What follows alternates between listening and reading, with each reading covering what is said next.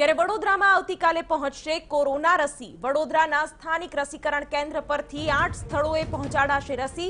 વડોદરા, છોટાઉદેપુર, ભરૂચ, નર્મદા, પંચમહાલ, દાહોદ, મહીસાગર આ તમામ જિલ્લામાં રસી પહોંચશે। રસીનો સંગ્રહ કરવા માટે તમામ તૈયારીઓ પૂર્ણ કરાઈ છે। સિરમ ઇન્સ્ટિટ્યૂટની કોવિશિલ્ડ કંપનીની રસી વડોદરા આવશે। ખાસ આઈસલાઇન રેફ્રિજરેટરમાં મૂકવામાં આવશે। આ રસીના જથ્થાને 2 થી 8 ડિગ્રી સેલ્સિયસ ડિગ્રીના વાતાવરણમાં રાખવામાં આવશે।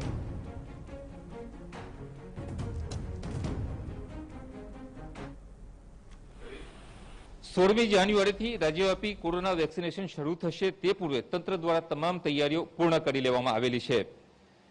રિજિયોનલ વેક્સિન સેન્ટર ખાતે પણ તમામ તૈયારીઓ પૂર્ણ કરી લેવામાં આવેલી છે। કોવિશિલ્ડ કંપનીની વેક્સિન પુણેથી બાય પ્લેન સુરત થઈને વડોદરા આવશે અને ત્યારબાદ જે રિજિયોનલ સેન્ટર સાથે સંકળાયેલા અલગ અલગ 7 જિલ્લાઓ છે તે 7 જિલ્લાઓમાં પહોંચાડવામાં આવશે। વડોદરા શહેર, વડોદરા જિલ્લો ઉપરાંત જે મધ્ય ગુજરાતના 6 જિલ્લાઓ છે તે 6 જિલ્લાઓમાં આ રસી પહોંચાડવામાં આવશે। આ રસી પહોંચાડતા પૂર્વે જે તેને યોગ્ય વાતાવરણમાં આ રસી મૂકવા માટેના જે આઈસલાઇન રેફ્રિજરેટર હતા તે પહોંચાડી દેવામાં આવેલા છે। કુલ 25 આઈસલાઇન રેફ્રિજરેટર આવ્યા હતા। તે પૈકીના જે 3 આઈસલાઇન રેફ્રિજરેટર છે રિજિયોનલ વેક્સિન સેન્ટર ખાતે છે। ખાસ વેક્સિન માટે બનાવાયેલા આ જે રેફ્રિજરેટર છે તે યોગ્ય તાપમાનની અંદર આ રસી મૂકવા માટે બનાવવામાં આવેલા છે। ગોદરેજ કંપનીના આવા જ લગભગ અલગ અલગ જિલ્લાઓમાં જે રેફ્રિજરેટર છે તે પહોંચાડી દેવામાં આવેલા છે। લગભગ આજે રાત સુધીમાં અથવા તો આવતીકાલ સુધીમાં આ રસી પહોંચશે। ત્યાર પછી શું વ્યવસ્થા ગોઠવવામાં આવેલી છે અને કઈ રીતે મૂકવામાં આવશે, આપણી સાથે રિજિયોનલ ફાર્માસિસ્ટ મયંકભાઈ છે। શું વ્યવસ્થા ગોઠવવામાં આવેલી છે અને અત્યાર સુધી કેટલા મોકલવામાં આવેલા છે રેફ્રિજરેટર? અત્યારે 25 રેફ્રિજરેટર અમને મળ્યા હતા, એમાંથી 22 રેફ્રિજરેટર જે તે જિલ્લામાં ગુજરાત સરકારના કહેવા મુજબ ફાળવણી કરી દેવામાં આવી છે અને બધે ચાલુ થઈ ગયેલા છે। જે રસીનો જથ્થો કેટલો આવવાનો છે અને એ કઈ રીતે પહોંચાડવામાં આવશે? રસીનો જથ્થો 1 લાખ ડોઝ પ્રથમ તબક્કામાં આવી રહ્યો છે અને જે તે જિલ્લાની ફાળવણી મુજબ તાત્કાલિક તેમને બોલાવીને કાલે કોલ્ડ બોક્સમાં મોકલી આપવામાં આવશે। જે આ કોલ્ડ બોક્સ છે તેની અંદર મોકલવામાં આવશે અને તેને આ જે રસી છે તેને યોગ્ય તાપમાનમાં રાખવા માટેની જરૂરી ગાઈડલાઈન છે તે જ મુજબ આખી રસી આની અંદર મૂકીને તેને મોકલવામાં આવશે।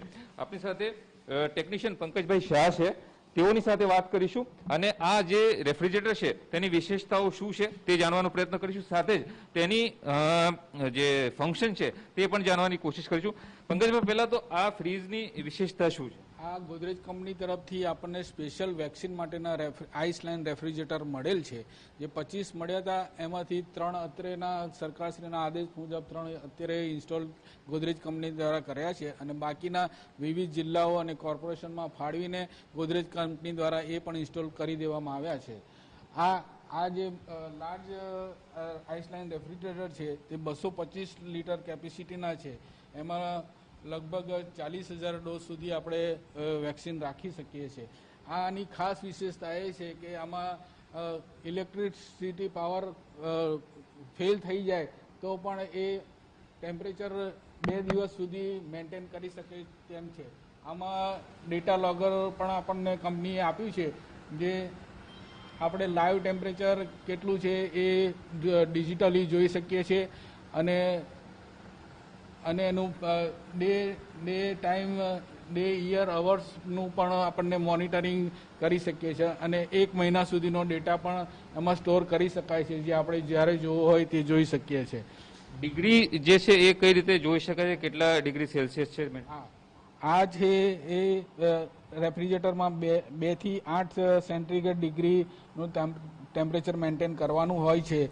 જે આની અંદર આપણે થર્મોમીટર પણ મૂક્યા છે, એ આપણે